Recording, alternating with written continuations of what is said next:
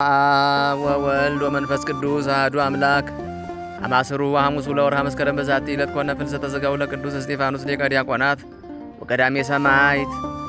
አንድ አምላክ በሚሆን በአብ በወልድ በመንፈስ ቅዱስ መስከረም 15 በዚህች ቀን የዲያቆናት አለቃ የሰማዕት የመጀመሪያ ለሆነ ለቅዱስ እስጢፋኖስ የሥጋው ፍልሰት ሆነ። ይህም እንዲህ ነው።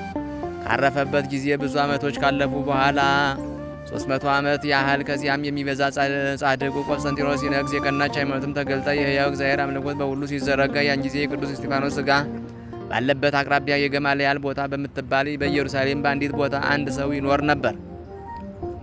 የዚያም ሰው ስም ሉኪያኖስ ነው። ተጋዳይ የሆነ እስጢፋኖስም ብዙ ጊዜ በሕልም ተገለጠለት። እንዲህም ብሎ አስረዳው፣ እኔ እስጢፋኖስ ነኝ፣ ሥጋዬ በዚህ ቦታ ተቀብሯል። ያም ሉኪያኖስ የሚባል ሰው የኢየሩሳሌም ኤጲስቆጶስ ወደ ሆነው መጥቶ በራእይ ያየውን ይህን ነገር ነገረው። ኤጲስቆጶስም ሰምቶ እጅግ ደስ አለው። ያን ጊዜም ሁለት ኤጲስቆጶሳትን ካህናትንና የቤተ ክርስቲያንን ሰዎች ሁሉ ከእርሱ ጋር ይዞ ተነሳ።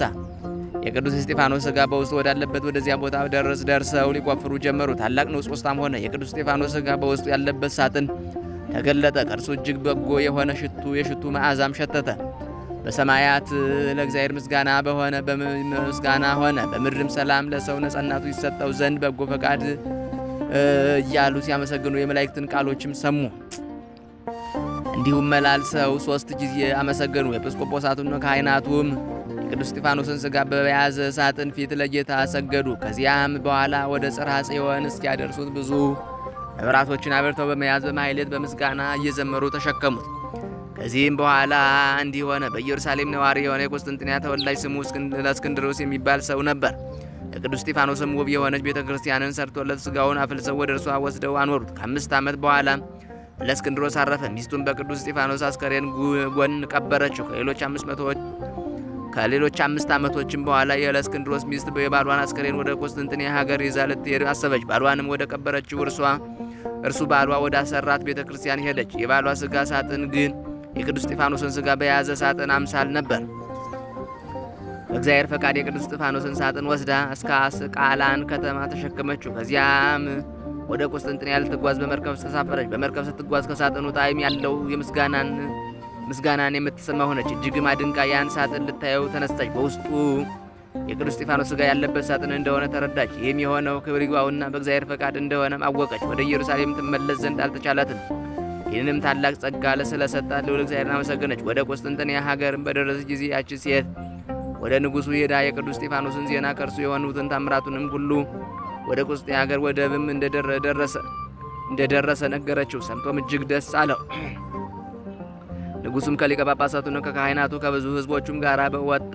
ከወደቡም በክብር አንስተው ወደ መንግሥት አዳራሽ እስካስገቡት ድረስ በፍጹም ደስታ እየዘመሩና እያመሰገኑ ተሸክመው ተጓዙ። ክብር ይግባውና ጌታችን ኢየሱስ ክርስቶስም ከእርሱ ታምራትን ገለጠ። በሰረገላ ሥጋውን ጭነው በ2 በቅሎዎች በሚስቡት ጊዜ ቆስጠንጢኖስ ከሚሉት ቦታም ሲደርሱ የቅዱስ እስጢፋኖስንም ሥጋ በዚያ እንዲያኖሩ ስለፈቀደ የሚስቡት በቅሎዎች ቆሙ፣ አልተንቀሳቀሱም። በቅሎዎችንም ይመቷቸው ጀመሩ። የቅዱስ እስጢፋኖስን ሥጋ በዚህ ሊያኖሩ ይገባል የሚል ቃል ከአንዱ በቅሎ ሰሙ። ይህንንም ያዩና የሰሙ ሁሉ አደነቁ፣ እግዚአብሔርንም አመሰግኑት። የበለዓምንም አህያ ያናገራት እርሱ እነዚህን የቅዱስ እስጢፋኖስን ሥጋ የተሸከሙትን በቅሎዎች ያናገራቸው እርሱ እንደሆነ አወቁ።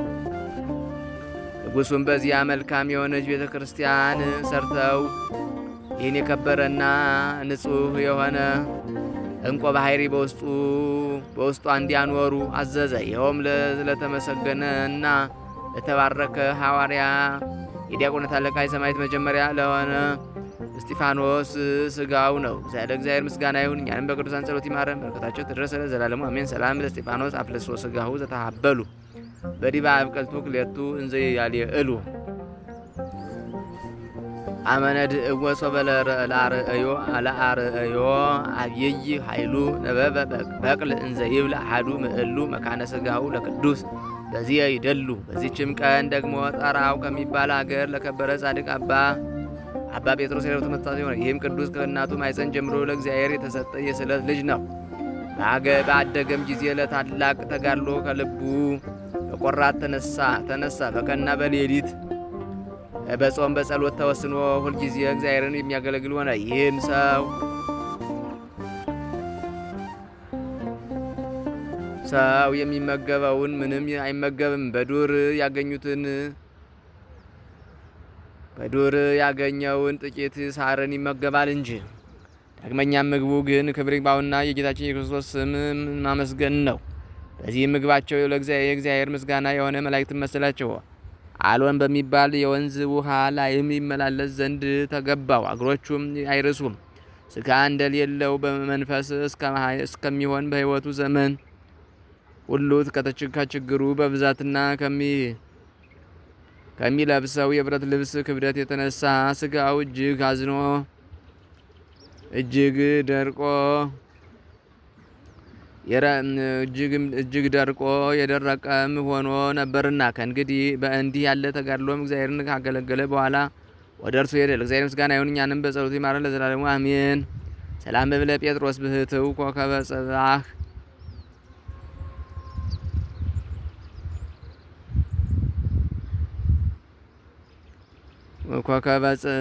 ሰላም እብለ ጴጥሮስ ብህትው ኮከበ ጠራ ውስተ ዓለም ህሩም ለእምበሊያ ህብስት ወፄው እስካስተራአየ በምሳለ ትሑት በአምሳለ ምታት ህስው ተሴስዮ ሳይር አብደረ በበዱ